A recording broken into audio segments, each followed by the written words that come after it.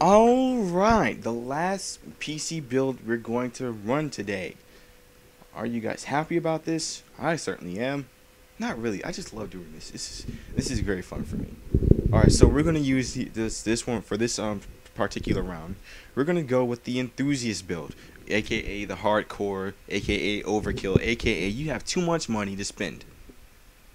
Just kidding. There's never enough money. Yeah, there is, trust me. Okay, David. Okay, so we're gonna. So first we have the Cooler Master HAF 932, the same thing as we did last time, and I mean, really, you don't really need to go any higher than that, except if you're. Usually, you don't really need to go anything higher than that, especially for the price to performance that you're gonna get. For the motherboard, we have the MSI Peak 67A GD65, which is Crossfire SLI compatible, which we're going to make extreme use of. For the power supply unit, we have a Cooler Master Silent Pro 1000 volt power supply. We're going to need it. Basically, I'm just going to keep it at that. We're going to definitely need it.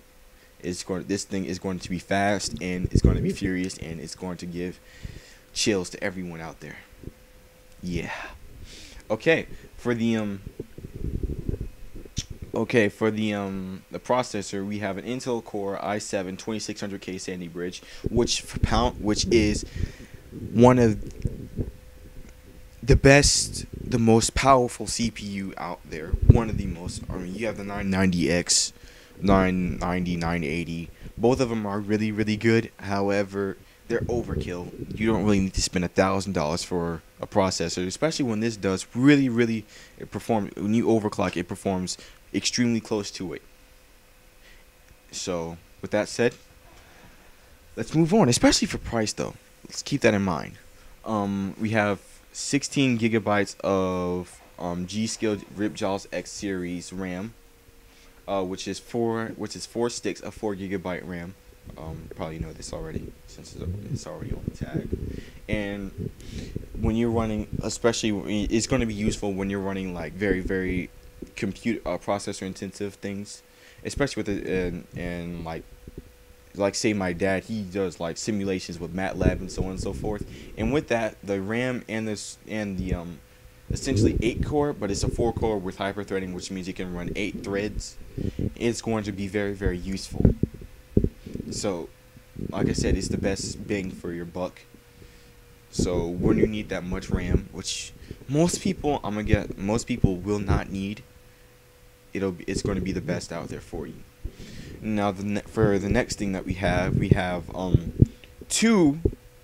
gigabyte GVR6950 overclocked Radeon HD 6950s, 1 gigabyte. They're gonna retail for $239.99 each, but both of them are gonna come up to $479.98. And this is going to be incredible. It's going to be like a breath of fresh air going across your face as you look upon your whatever screen that you have. It's going to be super, super good.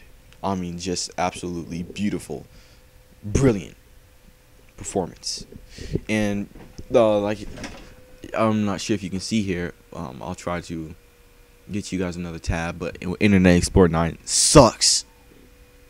Just saying, guys, it does. But it has 3 fans, and they're all going to keep that card so incredibly cool.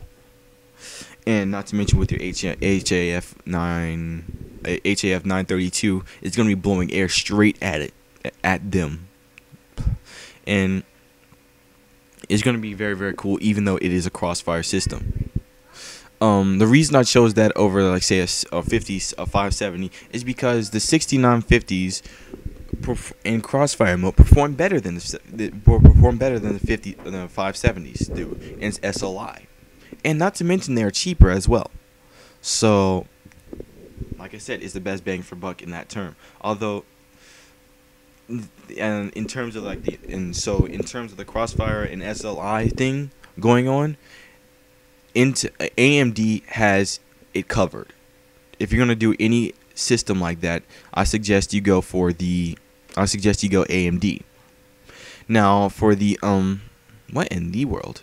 Now for the what's to call it, the memory, not memory, but the hard drive and data side of things, we have a crucial M4 SATA 64 gigabyte SATA 3 internal solid state drive, which you're usually going to use for a boot drive, and that's going to make you, along with the when you let all 4 cores work on your i7 2600K, it's going to make booting such a breeze. It's on Windows 7. It's going to be incredible for you.